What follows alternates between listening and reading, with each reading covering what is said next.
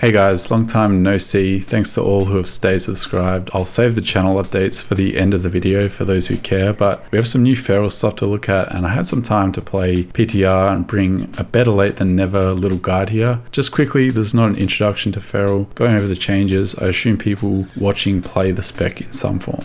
So we'll talk about all the raid bosses, tier sets, etc. But first the hero trees. So Druid of the Claw is now best in pure single target once you get the 4-piece, although it's very close between both trees and your gear could even influence which is better. For example, if you have a lot of haste, you might swing Wildstalker, so I recommend regularly simming. I did look into fight timings to see if one had the edge in, say, fights where you kill the boss just after your CDs end or just before your CDs come up, but both hero trees are quite berserk dependent for damage with these sets, so there didn't seem to be much difference here, but Druid of the Claw is still a little bit more CD dependent. Now certainly Druid of the Claw isn't best single target in every scenario. For example, Saberjaw's got buffed and this talent is doing some of the heavy lifting here, but this talent has 0 AoE value, even minimal funnel value, so any fights with ads you might spec out of this or Mythic Plus, then Wildstalker starts looking slightly better depending on the build. For Mythic Plus, I largely focus on raid testing, but my assumption is Druid of the Claw is still going to be pretty hard to beat, but the Wildstalker set definitely has some favorable aspects for Mythic Plus, and it seems like it's the devs' intention for them to both be competitive, and especially this council boss in raid is one place you'll at least likely play Wildstalker. I think we'll talk more about that boss later, but yeah, for Mythic Plus, try out both. I think they should be closer than ever before. So going over the set's gameplay now, really not much changes. There's a few little things to consider, starting with Druid of the Claw. So the 2-piece, after we use Ravage, we get a chunky bleed buff and crit and haste for 5 seconds. Gameplay wise, this buff has a lot of synergy with Feral Frenzy,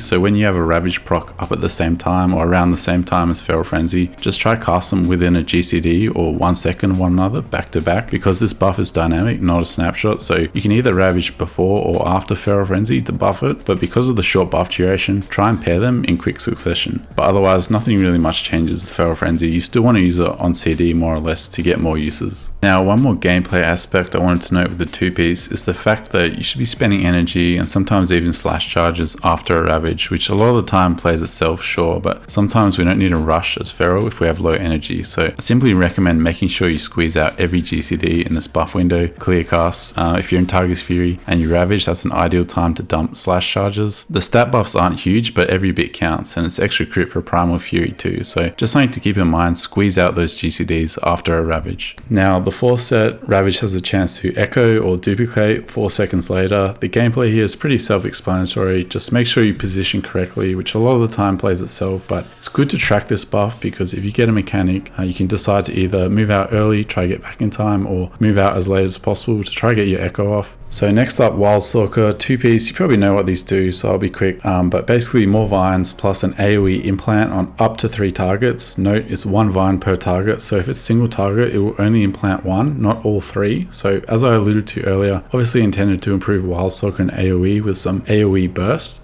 However, valid target means targets with Rip or Rake, so if you open an AoE and you Target's Fury before you press Primal Wrath, it will only implant these on your Rake targets. However, I'd still recommend just doing your regular opener, Target's Fury into Primal Wrath. Hopefully you're playing Double Claw Rake in AoE scenarios, so you'll at least get 2 in the opener. So the 4-piece vines can trigger free bursting growths and targets take more damage from your bursting growth per stack of vines on them. Works well with the 2-piece. Lots of vines, lots of bursting growth going off when you Target's Fury. So yeah, the set, it's very passive on single target, but on this council fight, it was a lot of fun running around multi-dotting and choosing bite targets and trying to squeeze in bites to maximize bursting growth. I think these are the funnest fights as Feral and as dot specs, but sadly on council fights we're often expected to swap Boomy because Blizzard can't tune dots and Starfall and so on. But yeah, the set definitely hits the right spots in terms of damage profile for a fight like this, so fingers crossed Ferals aren't getting benched or forced to swap to Boomy here. And yeah, gameplay wise the set isn't groundbreaking, but it does enhance what makes Wildstalker fun in AoE, and it's very important now to maintain Rake uptime. I mean, it was before, but even more so, and also to bite Vine targets with this set, as it's more costly to your DPS when you fail to do so. But there are more Vines out, so no excuses, find the Vine targets and bite them. So next we'll talk about some of the fights and raid builds. So for these 4 bosses, you should play Druid Claw single target, build pictured here. Note on Nexus King, there's a brief add intermission and some brief 2-target cleave, but the bulk of the fight is on single target. There's also a damage amp a little after 4 minutes that you want as much single target for with your CDs. Soulbinder Naaz, Druid Claw with AoE here. On Mythic testing, Rampant Ferocity seemed worth it, but you could go without it if you want more single target and take Moment of Clarity or Savage Fury instead. On Heroic and Normal, the ads might die too quickly for Rampant Ferocity, but you have to test that for yourself. Next up, Forgeweaver Araz. I only did a few pulls on this boss. It's a fight with ads, but a lot of these are big prio ads. For example, these Echo ads here have to be tanked away from the boss. So for these, Wildstalker is pretty nice because you can multi-dot these with the boss. For these little manifestation ads, Ravage is good, but I think your raid is going to kill these so fast anyway. But I think Wildstalker's set is kind of nice funnel-wise, getting bursting growth from ads onto boss. Then after a while, these pylons become targetable, which again, I think suits Wildstalker spread dotting, especially with its tier set. One important thing to note is that at the end of the intermission, which should be a little after 3 minutes, the boss takes 100% increased damage for 12 seconds. So this won't line up with Berserk, so not ideal for Druid Claw, but you can Tiger's Fury here. And with this, I think you get a little bit more from Wildstalker in this amp, but not that significant. 1 minute Convoke and double on use trinkets might be worth it on this fight purely for this damage amp. Give it a go. But yeah, if you want to do the most damage on this fight, Druid Claw is probably best for this boss, but I think Wildstalker could be a good shout here for spread cleave and some funneling here on the targets that matter.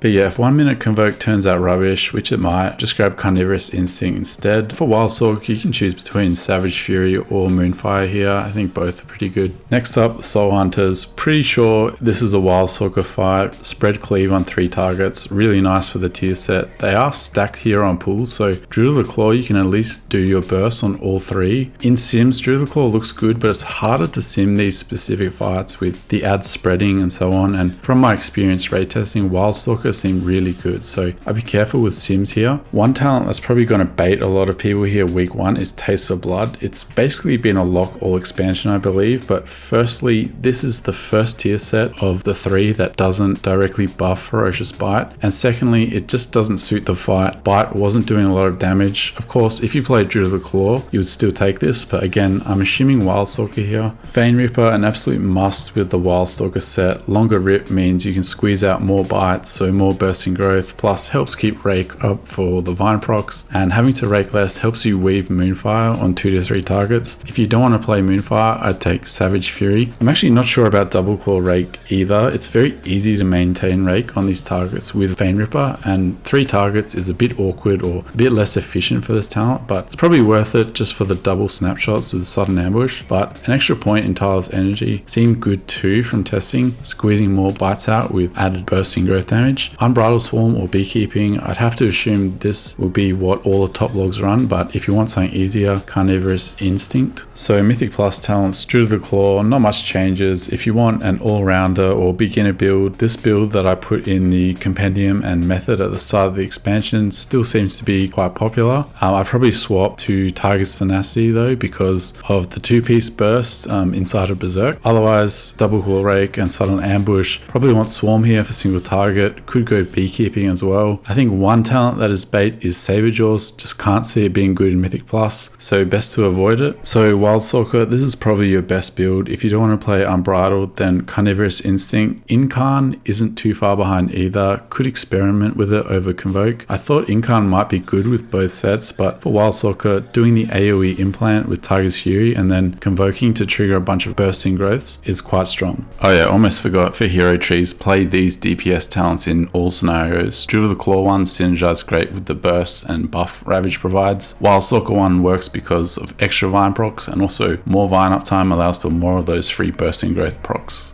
Okay, so items and crafting, gonna go super quick here because you can find this info in any guide really. So trinkets, always use an on use. Ritual Forge is the best for sure, but it's gonna be very competitive to obtain it. Nether Prism, next best, pretty decent on AoE too. Downside is if you die, you lose stacks. If you only play Mythic Plus, then you wanna grab Signet if you can't get raid trinkets. So second trinket, stat sticks, there's a lot of good ones. Honestly, you can't go wrong with any of these. They're all so close, but Astral Antenna is a marginal top pick. But yeah, yeah, go off item level and sim your character, of course. Also, if you get either of these Mythic Plus weapons in your vault at Mythic level, take one because they should be BIS with the free damage effect. So yeah, that's the guide, that's the video. Sorry if it's a bit rushed or if it's a bit too long knowing me, or if I'm wrong about anything. I have been away from the game for quite a while, a lot of focus on real life, some things I wasn't happy with. I've since done a lot of traveling, there's me, but yeah, was quite burnt out leading up to the expansion. But anyway, next expansion, I hope to be back fully raiding, etc., doing guides and so on. But yeah, thanks to everyone who stays subscribed, and yeah, just bear with me, more content soon. But yeah, thanks guys, thanks so much.